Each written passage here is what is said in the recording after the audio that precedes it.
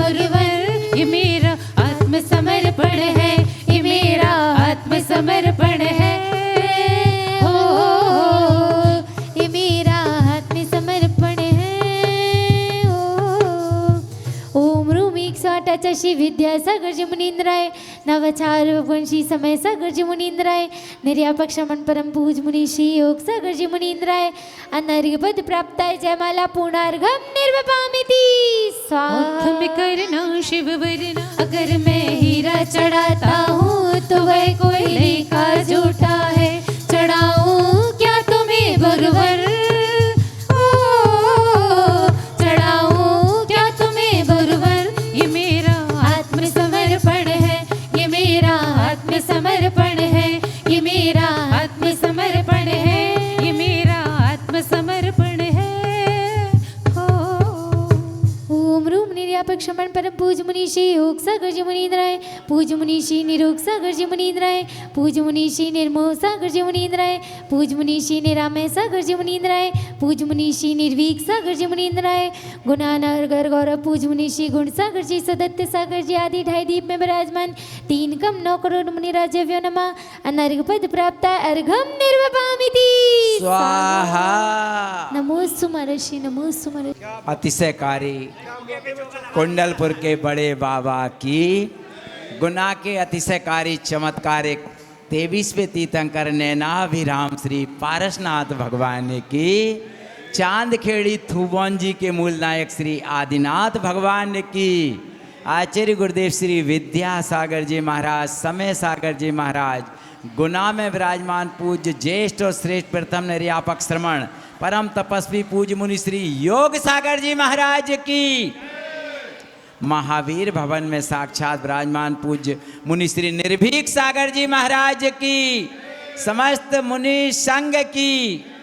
धन्य है गुनावासियों का साथी से पुण्य।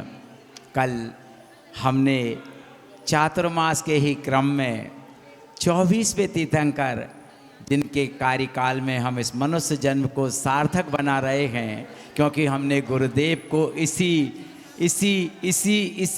समय हमने पाया है। ऐसे गुरुदेव के चरण और सानिध्य हमें प्राप्त हुए। ऐसे गुरुदेव के चरण सानिध्य में हमने वास्तव में वह कार्य किए हैं जो हम परिकल्पना से दूर थे। चलते हैं। जैसे ही कल भगवान महावीर स्वामी को निर्वाण की प्राप्ति हुई तो गौतम स्वामी गणधर को संध्या काल में केवल ज्ञान की प्राप्ति हो गई। उनको निर्वाण हो गया, उनको केवल ज्ञान हो गया, लेकिन हमको अभी तक कुछ भी नहीं हुआ। इसी वास्ते हम गुरुदेव के चरणों में आए हैं कि एक ना एक दिन हमें भी केवल ज्ञान की प्राप्ति हो। इसी क्रम से चरणान योग का महान ग्रंथ, ये कार्तिकेय अनुप्रेक्षा ग्रंथ को हम पढ़ करके अपने आप को गौरवान्वित अनुभव करते हैं और आचार्य महाराज के चित्र के समक्ष दीप प्रज्वलित करने के लिए बहुत आदर के साथ आमंत्रित कर रहे हैं। भाई मोनू जी बांझल कृपया पधारेंगे और जोरदार तालियां बजाइए।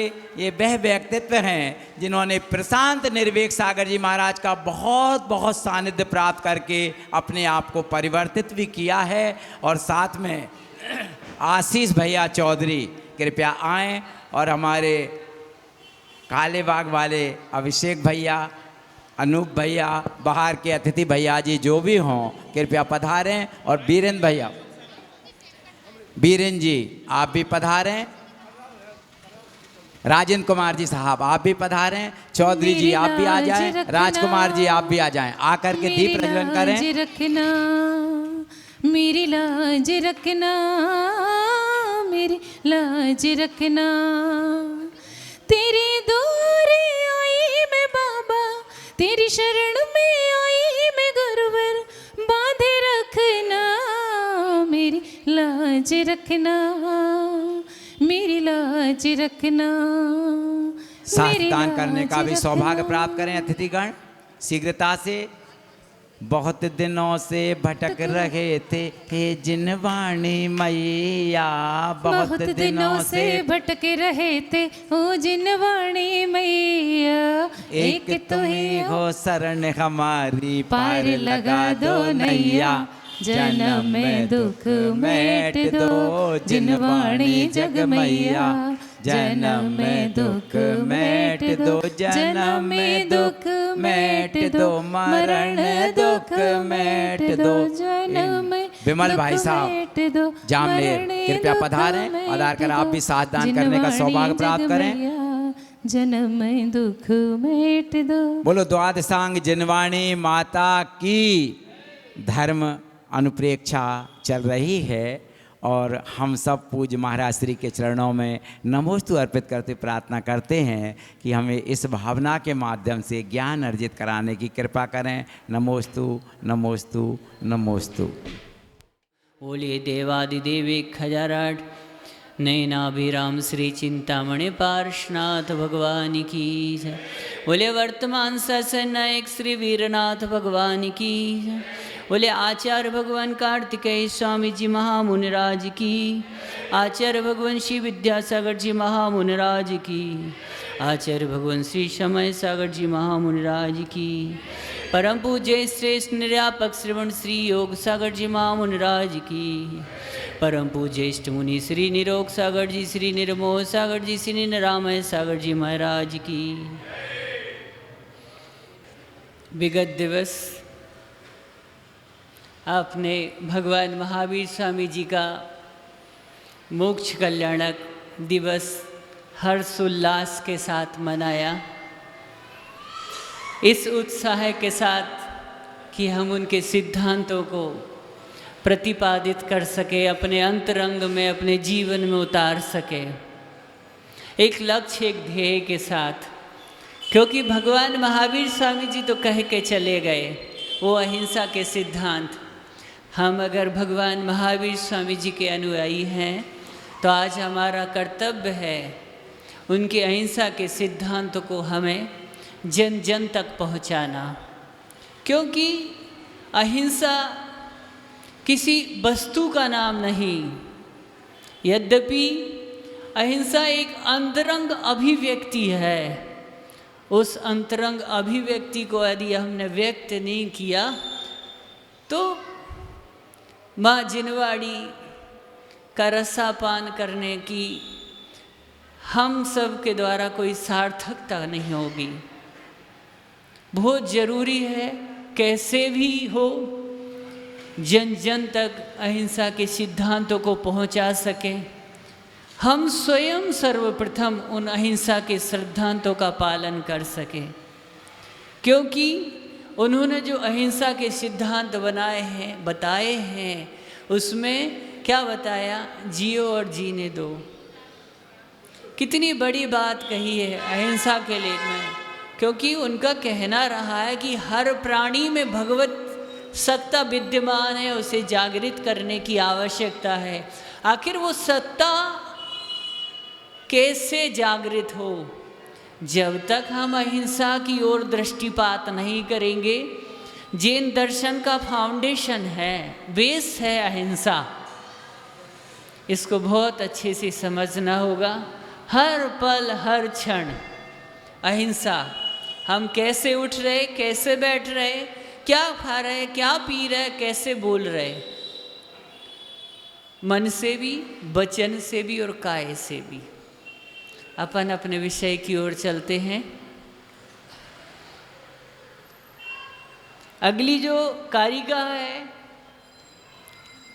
अगली दो गाथाओं में 337 और 338 नंबर, इसमें ब्रह्मचर्य का स्वरूप का विस्तार से वर्णन किया गया है। सर्वप्रथम हम ब्रह्मचर्य के बारे में बताना चाहते हैं, उसके पश्चात अपन गाथा का वाचन करेंगे। आत्मा ही ब्रह्मा है, माने उस ब्रह्म स्वरूप आत्मा में चर्या करना मीन्स रमण करना, सो ब्रह्मचर्य है।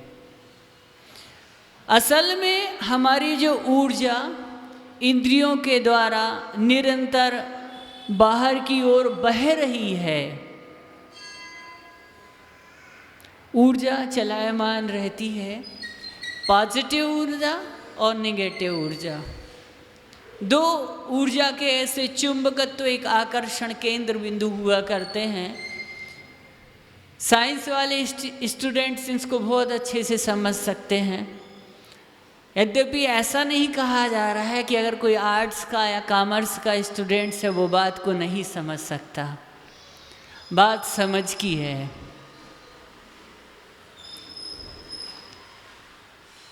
ब्रह्मचर्य उस ऊर्जा को केंद्रित कर आत्मा स्फूर्ति प्रदान करता है। जो बोलते हैं एक तरोताजगी आ गई।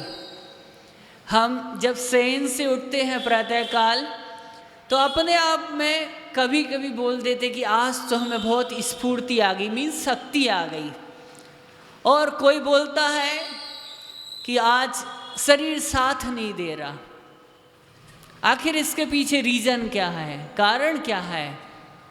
कहीं ना कहीं पॉजिटिव ऊर्जा की कमी। हर व्यक्ति के एक ललाट पर उसके ऑरा हुआ करता है, एक आभा मंडल हुआ करता है। एक बार गुरु भगवान का एक व्यक्ति ने आकलन करना चाहा ऑरे का, तो 1000 किलोमीटर तक तो वह ऑरा रुका नहीं। माने उधर तक वो पीछा करता गया। उसके पास से कुछ ऐसी एक अंतरंग शक्ति थी। उस शक्ति की सहायता से गुरुजी के ऑरा का, क्योंकि इसका कोई ऐसा मापदंड नहीं है कि उसका अपन बैलेंस कैसे बनाए। माने एक अंतरंग ऊर्जा है जो हमें बीतरागी सर्वज्ञ प्रभु के माध्यम से मिला करती है। और ऊर्जा को, पावरफुल एनर्जी को हम कैसे संग्रहित कर लें, शोषित कर लें, वो एक अपने आप में एक अद्भुत कला है। उस ऊर्जा के माध्यम से तेजस्विता और बल का प्रदान कहा जाता है। सहज बहते हुए पानी में ज़्यादा शक्ति रहती है। एक पावर, एक वेग के साथ पानी का बहाव हुआ करता है। पर जब पानी बांध में रोक दिया जाता है तो उसमें शक्तिशाली विद्युत उत्पन्न हो जाया करती है। जैसे आप सबको मालूम है, विद्युत का उत्पादन या तो जल के माध्यम से अभी भारत देश में हो रहा है, या पवन चक्की के माध्यम से, या तीसरे नंबर कोयले के माध्यम से विद्युत ऊर्जा का उत्पादन किया जा रहा है। पहली बात तो बहते हुए पानी को रोका जाए। दूसरी बात, रुके हुए पानी को परिवर्तित कर पावर के रूप में। इस संदर्भ में एक बात और समझनी है, जैसे कि पानी कभी रुकता नहीं, वह निरंतर गतिमान हुआ करता है। बांध में रुके हुए पानी में लगता है कि पानी रुक गया, लेकिन पानी ऊपर की ओर बढ़ता जाता है। जहाँ स्लोप हुआ करता है उस ओर बढ़ता जाता है। पर सत्यता यह है कि आगे ना बहकर पानी ऊपर की ओर बढ़ता है। यह बात बहुत अच्छे से समझनी होगी। पानी की तरह ही काम की गति हुआ करती है। हम एक उदाहरण के माध्यम से अपनी बात प्रस्तुत कर रहे हैं आप सबके समक्ष। इसे बाह्य संयम के द्वारा रोककर ऊपर की ओर ऊर्ध्वगमन किया जाता है। जो साधक हुआ करते हैं अपनी शक्ति को ऊर्ध्वगमन किया करते हैं, अर्थात काम के रूप में बहती ऊर्जा को ब्रह्मचर्य ऊर्ध्वमुखी उपयोग से राम की शक्ति में परिवर्तित किया जाता है। यही एक ऐसा धर्म है जो हमारी बहिर्मुखी जीवन को अंतर्मुखी बनाता है। उत्तम ब्रह्मचर्य बाहर के तमाम रस, रूप, गंध और साज संगीत फीका करके अरूपी स्वरूप अतीन्द्रिय आत्म तत्व को सौंदर्य रूपी यह धर्म बना देता है। धर्म में लगा हुआ उत्तम विशेषण आध्यात्मिक गहराई का एक परिचय भी हुआ करता है कि आहार, भय, मैथुन, परिग्रह, ये 4 संज्ञाएं हुआ करती हैं जो समस्त संसारी प्राणियों में पाई जाती हैं। चतुहा संगी चतुरत रहा, ये पंडित आसाधर जी द्वारा कहा गया है कि 4 संज्ञाओं के ज्वर से सभी संसारी प्राणी पीड़ित हुआ करता है। संज्ञाएं वास्तव में ज्वर का स्वरूप धारण कर लेती हैं। ज्वर तो आप समझते हैं जिसको अपन बुखार बोला करते हैं, उसमें जब तीव्रता या वेग के साथ होते हैं तो किसी काम में मन नहीं लगता। ऐसे ही स्थिति यहाँ हुआ करती है। इसलिए उन्होंने कहा है, आचार्य उमा स्वामी जी ने मैथुन ब्रह्मा जो सूत्र लिखा है, माने अब्रह्मा का अष्ट जो अर्थ है उन्होंने बहुत अच्छे तरीके से स्पष्ट करके बताया कि काम भाव की पूर्ति के लिए रागान्वित होकर स्त्री पुरुष जो रति करते हैं उस क्रिया का नाम मैथुन है, और मैथुन को अब्रह्म भी कहा है। इसी मैथुन कर्म के त्याग का नाम ही मूल रूप से ब्रह्मचर्य है। सचमुच ही पेट और पेट के नीचे की सारी दुनिया परेशान है। पेट से हर व्यक्ति परेशान है, क्योंकि हर व्यक्ति उसकी उदर पूर्ति के लिए 24 घंटे एक भ्रमण चक्र में लगा हुआ है। एक 84 लाख योनियों का चक्कर जो चल रहा है, सुबह से शाम हो जाती है, सूर्य उगता है और अस्ताचल में चला जाता, लेकिन यह मनुष्य का परिभ्रमण कंटिन्यू जारी रहता है। ऐसी स्थिति संयत नियमन के द्वारा ही संभव है। उत्तम ब्रह्मचर्य के माध्यम से ही बहुत अच्छे से अपन समझ सकेंगे। 337 और 338 नंबर की गाथा। असूयमयम दुर्गम महिला देहम विचयमाणो जो रूपम लावर्णम पिय मणमोहन कारणम मुणई। जो मर्णदी पर महिरम जननी वहिणी सुआई शारीरिक्षम मणवैणे कायण भी बम्ब वैसो हवे थूलो। यहाँ आचार्य कार्तिकेय स्वामी जी बहुत अच्छी बात करते हैं और उस बात को प्रस्तुत करते हुए कहते हैं, असुचिमयम दुर्गंधम महिला देहम विरज्यमाणा या रूपम लावण्यम अपि च मनोमोहन कारणम जानति या मन्यते पर महिलाम जननी भगिनी सुतादि सदृशाम मनोवचाभ्याम कायेन अपि ब्रह्मवती सा भवेत स्थूला। जो स्त्री के शरीर की को असुचिता दुर्गंधता को जानकर उसके रूप लावण्य को भी मन में मोह पैदा नहीं करता तथा मन वचन काय से पराई स्थिति को माता बहन पुत्री के समान मानता है, सोचता है, विचारता है, वह श्रावक स्थूल ब्रह्मचर्य का धारी हुआ करता है। ये सारी विषय वस्तु श्रावकों के बारे में बताई जा रही है कि श्रावक किन किन व्रतों को अंगीकार कर सकता है और सने सने अपने कदम को बढ़ा सकता है।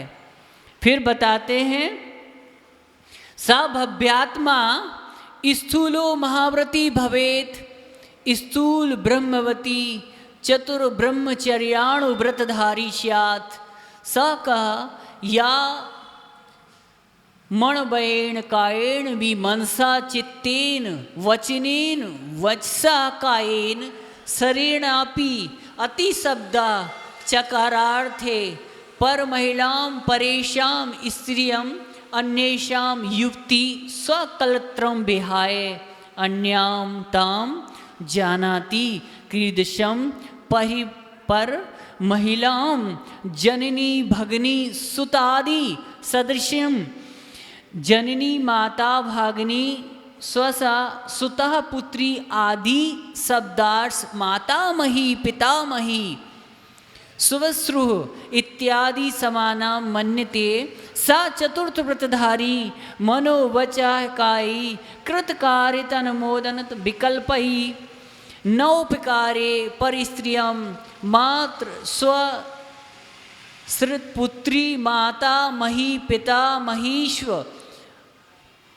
आदि सदृशी समानां मन्यते जानाति चिंतयति। सा चतुर्थाणुव्रत धारी महिला देहं वनिता शरीरम अशुचिमयम रुधिर्मांस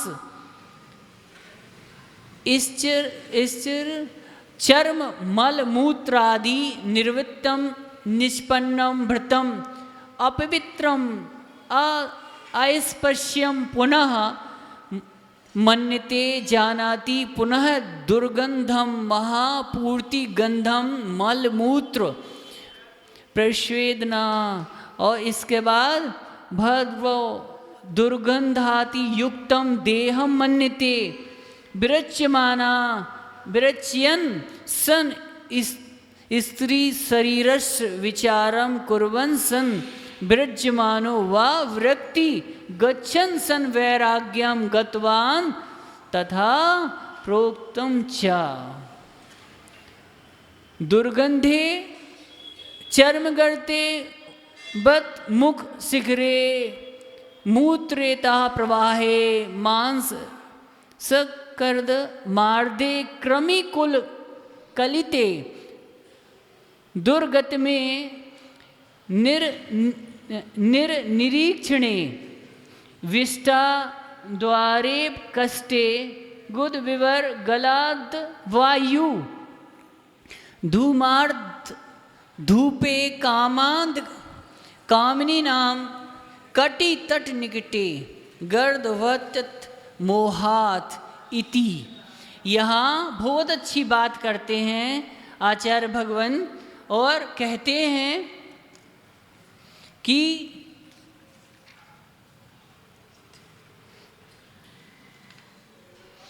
चतुर्थ ब्रह्मचर्याणु व्रत का धारी श्रावक हुआ करता है और श्रावक मन से वचन से काय से अपनी पत्नी के सिवाय शेष सब स्त्रियों को जो बड़ी हो उसे माता के समान, जो बराबरी की हो उसे बहन के समान और जो छोटी हो उसे पुत्री के समान जानता है तथा रुधिर मांस हड्डी चमड़ा मल मूत्र वगैरह से बनी हुई स्त्री शरीर को अस्पष्ट समझता है और मल मूत्र पसीने वगैरह की दुर्गंध से भरा हुआ अंतरंग में वह विचारता है।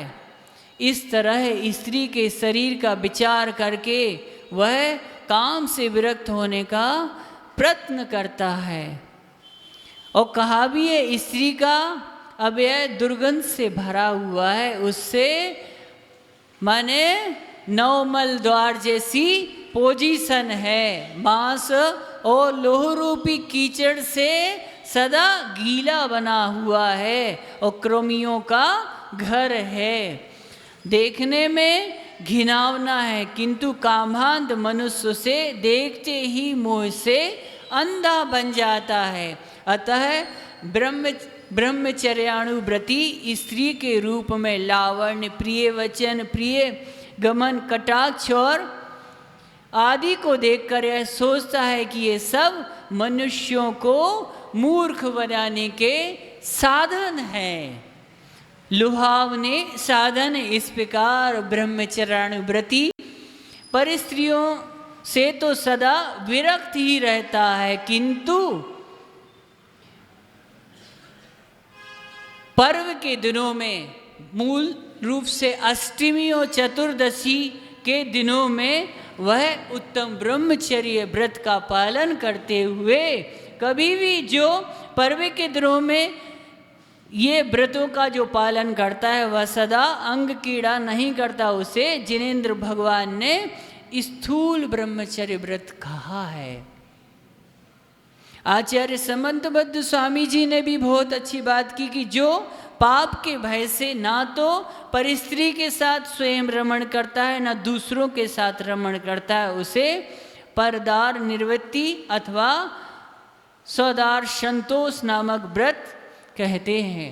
तत्वार्थ सूत्र में आपने इस का बहुत अच्छे से इस व्रत का नाम सुना होगा, समझा होगा कि हमारी स्त्री के अलावा सारी स्त्रियां माँ बहन बेटी की समान है, ऐसी बात थी। इस व्रत के भी 5 अतिचार हैं। अन्य विवाह करना, अंकीड़ा, विटत, विपुल तृष्णा, इत्वरी का गमन, अपने पुत्र पुत्रियों के सिवाय दूसरों के विवाह रचाना अन्य विवाह कारण नामक अतिचार है। काम सेवन के अंगों को छोड़कर अन्य अंगों की कीड़ा करना अंकीड़ा नाम अतिचार है। अश्लील वचन बोलना विटत्व अतिचार है। और काम सेवन के अतिरिक्त लालसा होना विपुल तृष्णा नामक अतिचार है। दुराचारी स्त्री, वेश्या वगैरह के अंगों को ताकना, देखना, उसे संभाषण वगैरह करना इत्तरी का गमन नामक अतिचार है। और इस प्रकार से अन्य अतिचार ब्रह्मचर्याण व्रति को जो इस व्रत को धारण कर लेता है सब उन्हें त्याज्य है। इस व्रत में नीली की कथा आपने पूर्व में सुनी भी होगी, बहुत अच्छी कथा है कि लाट देश में भृगुकच्छ नमक नगर में एक राजा वसुपाल राज्य करता था। वहाँ जिनदत्त नाम का एक सेठ भी रहा करता था। उस नगरी के में समुद्रदत्त नामक एक दूसरा भी सेठ रहा करता था। उसकी पत्नी का नाम सागर दत्ता था। उसके यहाँ एक पुत्र का जन्म हुआ, उसका नाम सागर दत्त नाम का नाम रखा। और सागर दत्त नाम का जो पुत्र था एक बार बसंत ऋतु की में महापूजन के अवसर पर समस्त अलंकार मीन्स आभूषणों को धारण कर एक भूषित नीली को कायोत्सर्ग मुद्रा में वह देखता है। और सागर दत्त बोला, यह कोई देवी है क्या? यह सुनकर उसके मित्र जो साथ में मित्र थे उन्होंने कहा कि प्रियदत्त ने कहा कि यह जिनदत्त सेठ की पुत्री नीली है। सागर दत्त उसे देखते ही उस पर आसक्त हो गया। उसकी प्राप्ति की चिंता के लिए वह प्रयत्न करने लगा और दुर्बलता आ गई कि प्रयत्न जब उसका सफल नहीं हो पा रहा था। जब यह बात समुद्रदत्त ने सुनी तो बोला, पुत्र जैनियों के सिवाय दूसरे को जिनदत्त अपनी कन्या नहीं देता। अतः वह बाप बेटे कपटी श्रावक के रूप में नीली को विवाह करके ले आए। उन्होंने ऐसा स्वरूप बनाया कि प्रत्येक दिन पूजन अभिषेक आदि क्रियाओं में संलग्न होकर एक ऐसा स्वरूप धारण किया कि हम बहुत अच्छे सदग्रस्त हैं, कुशल श्रावक हैं। उसके बाद पुनः वो बौद्ध धर्मावलंबी हो गए। बेचारी नीली को अपने पिता के घर जाने की भी मनाही हो गई। नीली चूंकि अपनी ससुराल में गृह में रहकर जैन धर्म का पालन करने लगी। यहाँ रहकर वह देखती है और स्थिति का जब अवलोकन करती है कि यह कैसी स्थिति है कि उसके ससुराल है उसके कैसा विपरीत व्यवहार कर रहे हैं। उस व्यवहार को देखते हुए वह अपने आप धर्म को दृढ़ता से पालन करते हुए विचार करने लगी। और उसके जो परिजन हैं, ससुर वगैरह है, वह सोचने लगे कि जैसे ही अवसर आएगा संसर्ग और उपदेश के माध्यम से समय बीते हुए जब बौद्ध धर्म वह स्वयं ही स्वीकार कर लेगी। जब धर्मगुरु उन्हें उपदेश देंगे तो कहीं ना कहीं वह अपने आप उत्तम धर्म जो हम पालन कर रहे हैं उसका वह अनुसरण करेगी। अतः उसने एक दिन नीली से कहा, पुत्री हमारे कहने से एक दिन वहाँ बौद्ध साधुओं को आहार दान दो। देखो, चूंकि वह जानती थी, समझती थी कि उत्तम पात्र कौन है, हमें किन साधुओं को आहार दान देना चाहिए, वह उस बात को समझती थी। उसने उन्हें आमंत्रित भी किया कि देखते हैं हम, अगर ये साधु उत्तम होंगे, चर्या के सही धारी होंगे, तो हम इनकी चर्या का परीक्षण करते हैं। तो उनकी एक एक पादुका का चूर्ण बनाकर उसका सिर्फ जैसे लेफ्ट साइड की उन्होंने चरण पादुका मीन्स जो पहन के आए थे वो उसका उन्होंने चूर्ण बनाया और चूर्ण बनाकर भोजन के साथ उन्हें खिला दिया। चूँकि भोजन इतना स्वादिष्ट था कि उन्हें इस चीज़ का एहसास होने नहीं दिया। जब वे साधु भोजन करने के पश्चात जाने लगे तो उन्होंने देखा हमारे चरणों की जो पादुका है सिर्फ एक पैर की दिख रही है, दूसरे पैर की कहाँ गई, अगर किसने कहाँ छुपा दी। जब पूछा तो उस बेटी नीली ने बताया, अरे आप तो अवधि ज्ञानी हैं, निमित्त ज्ञानी हैं, आप स्वयं जान लो, विचार कर लो कि पादुका कहाँ गई है। वह साधु तो पाखंडी थे, वह उस चीज का एहसास नहीं कर पाए। बोले ऐसी बात है, मुझसे जवान लड़ाती है, ऐसी बात है। नीली को पुनः बात हजम नहीं हुई। देखो, वह तो आपके पास है, आपके उदर में है, अगर आपको हमारी बात का विश्वास नहीं होता तो आप बमन करके देख लो। जब उन्होंने बमन किया, बमन करने के बाद उनको उस चरण पादुका के टुकड़े निकले और मिले तो उनकी आंखें खुल गई। ऐसी स्थिति थी।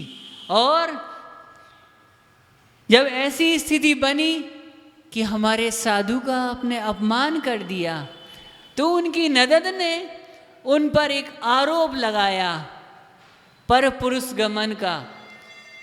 उसने सोच लिया यदि मैं सच्चे देव सासुरु की भक्त हूँ तो भगवान जब तक ये दोष का निर्मूलन नहीं होता, मैं निर्दोष साबित नहीं होती, तब तक मैं अन्न जल का ग्रहण नहीं करूँगी। देखो कितनी बड़ी बात थी।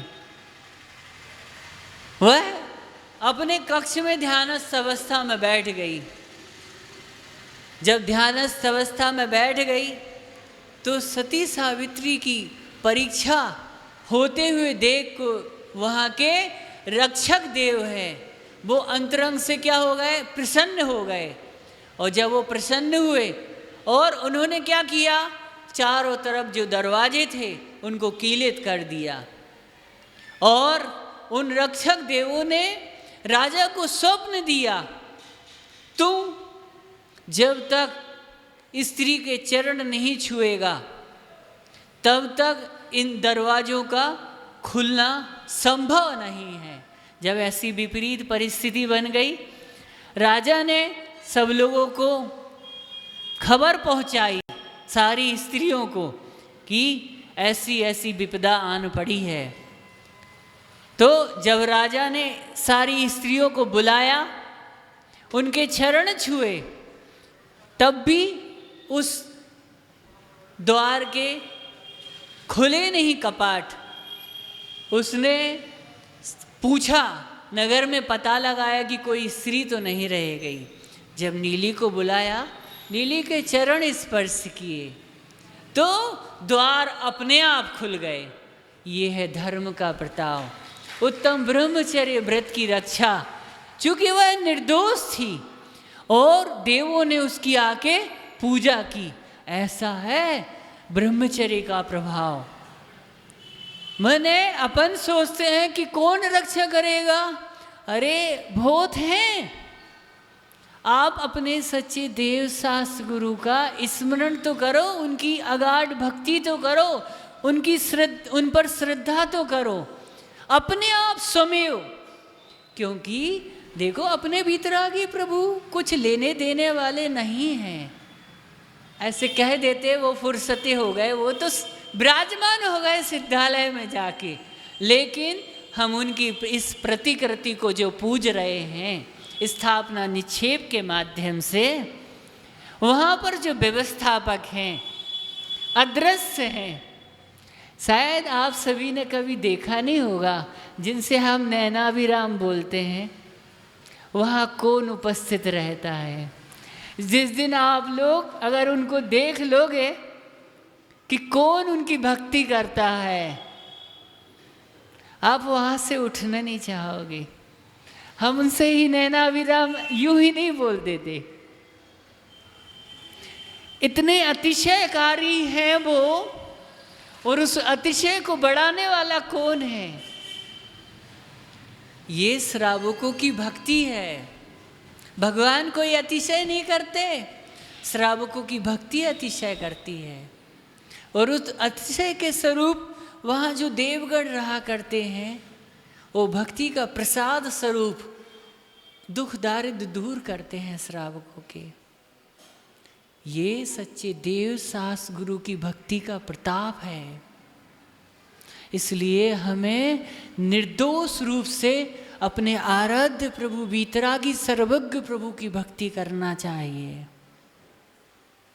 वह शक्ति अपने आप उद्घाटित हो जाती जब हमारी भक्ति तो वहाँ प्रदर्शित हो। हम अपने आराध्य के प्रति सच्ची भक्ति नहीं करेंगे तो वहाँ से मिलने वाली प्रॉफिट भी हमें नहीं होगी, क्योंकि वो ऐसे पावरफुल ऊर्जा के केंद्र हैं हमारे वीतरागी सर्वज्ञ प्रभु, जिन्हें हम सर्वज्ञ देव की प्रतिकृति मानते हैं। साक्षात तो नहीं है, लेकिन हम उन्हें स्वरूप समझते हैं ऐसे वीतरागी प्रभु को। इसलिए हमें उनकी भक्ति कहा भी जाता है श्रद्धा, भक्ति और समर्पण। माने जितनी आप डूबोगे, जितनी गहराई में जाओगे, उतना ही निखर के आप वापस आओगे। कहा भी है, जो सच्चा समर्पण अपने वीतरागी प्रभु के प्रति करता है, उसके पास दुख दारिद्र पास आता ही नहीं। इसलिए हमें अपने सर्वज्ञ के प्रति इतनी आस्था श्रद्धा के साथ भक्ति करना चाहिए, एक पराकाष्ठा हो।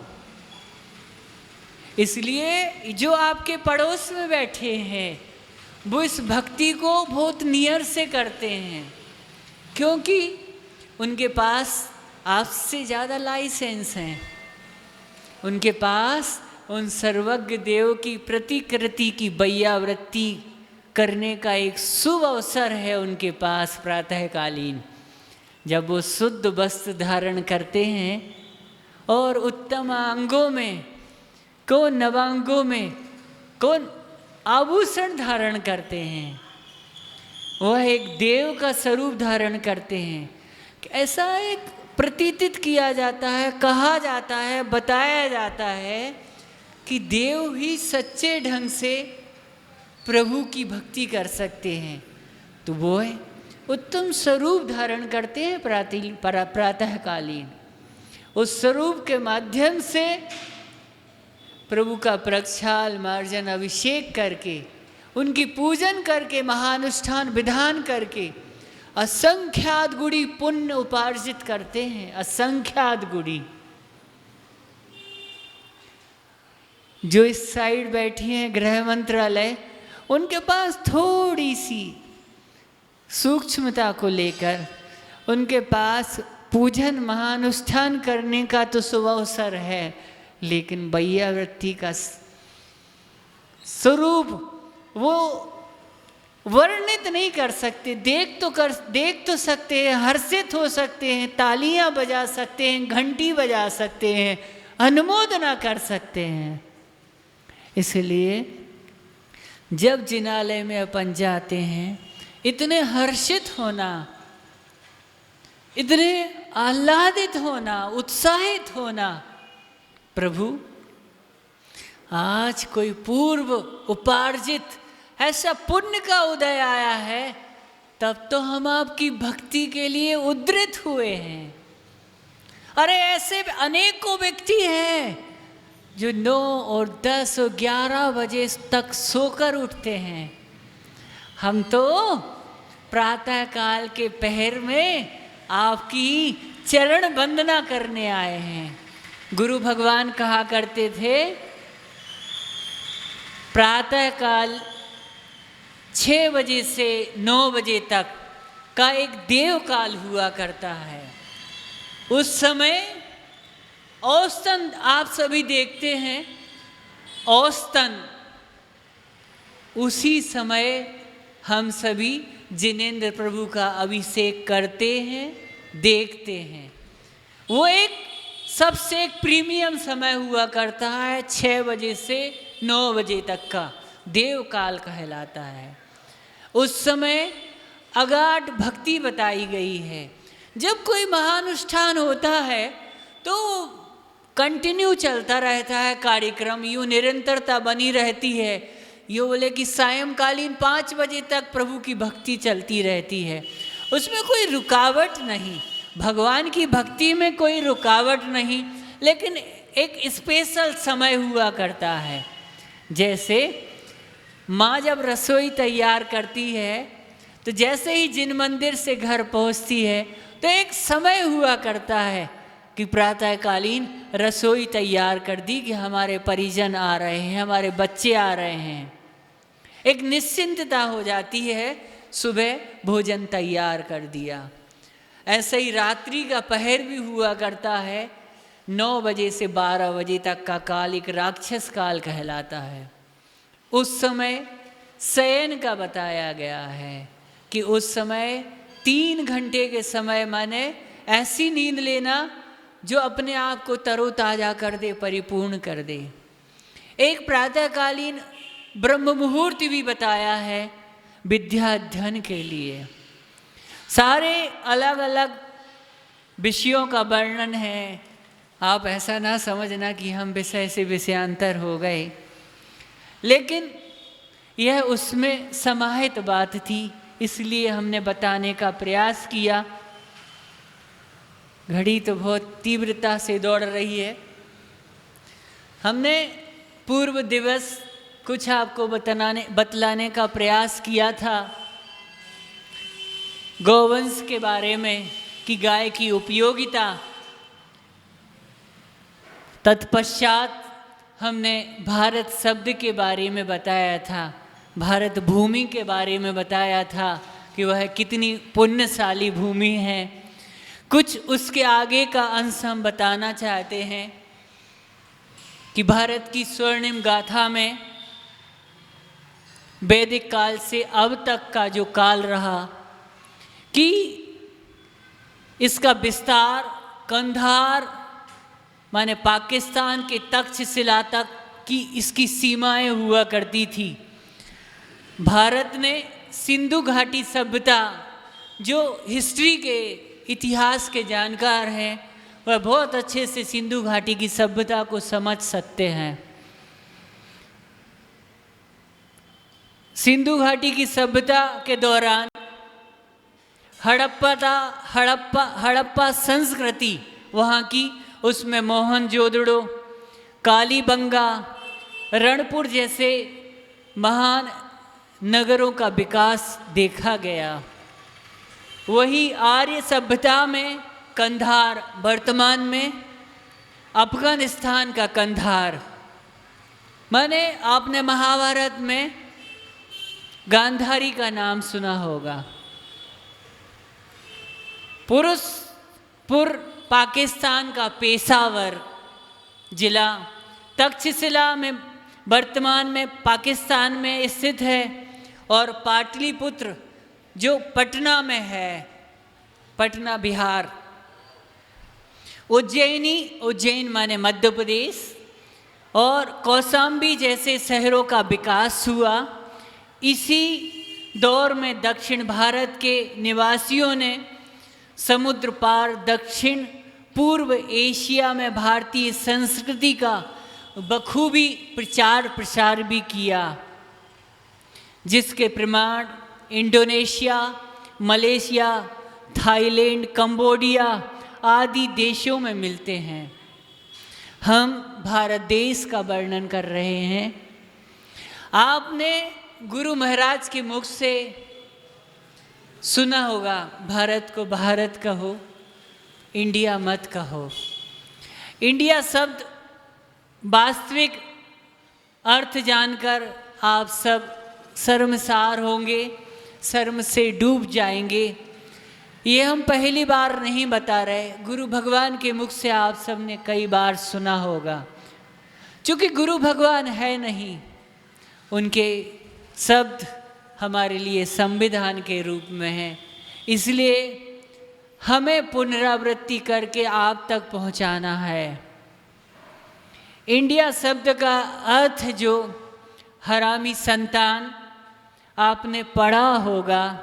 अंग्रेजों के समय में सिनेमा घरों में कई सार्वजनिक स्थानों में लिखा हुआ करता था, डॉग एंड इंडियन और नॉट अलाउड।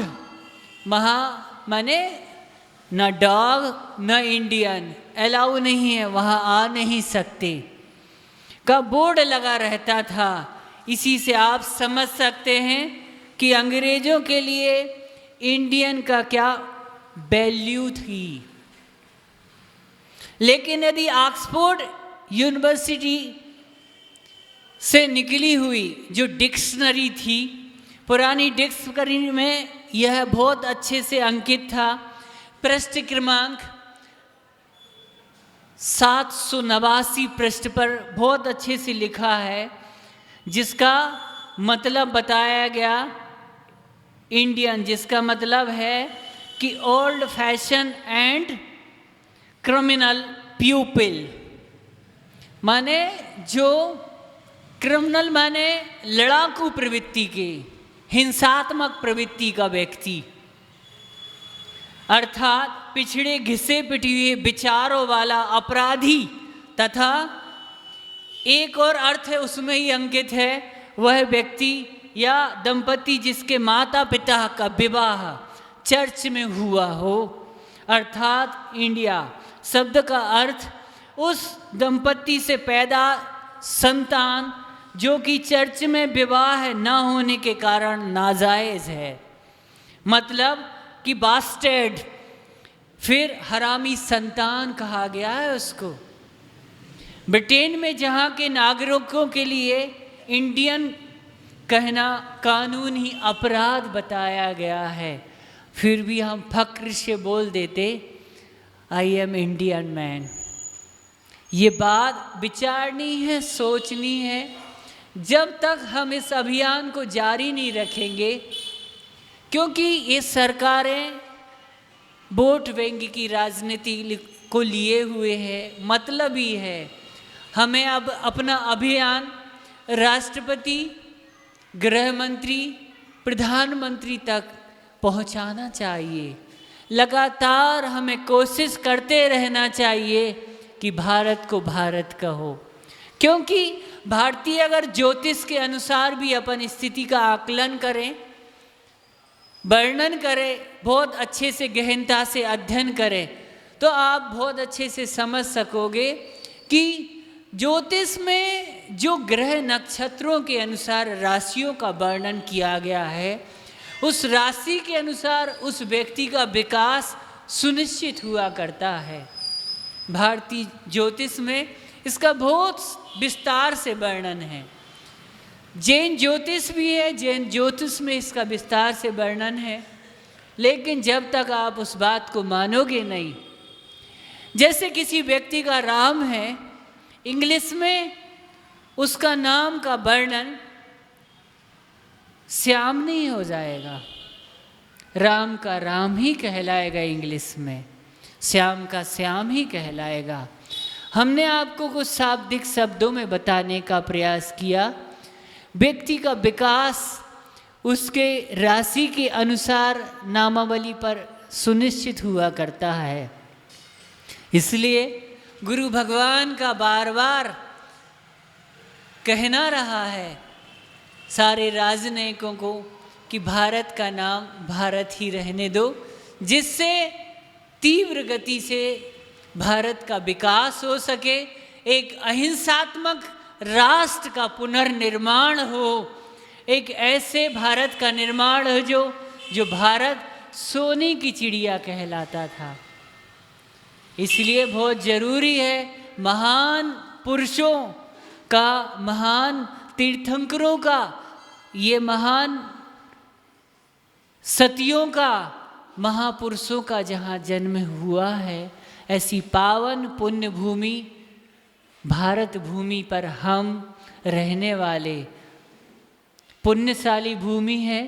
इस अभियान को कहीं ना कहीं पत्र के माध्यम से, अपने संचार के माध्यम से, क्योंकि प्रिंट मीडिया इलेक्ट्रॉनिक मीडिया का युग है, आप दिन में 2 से 3-4 घंटे तक मोबाइल में व्यर्थ खर्च करते हैं।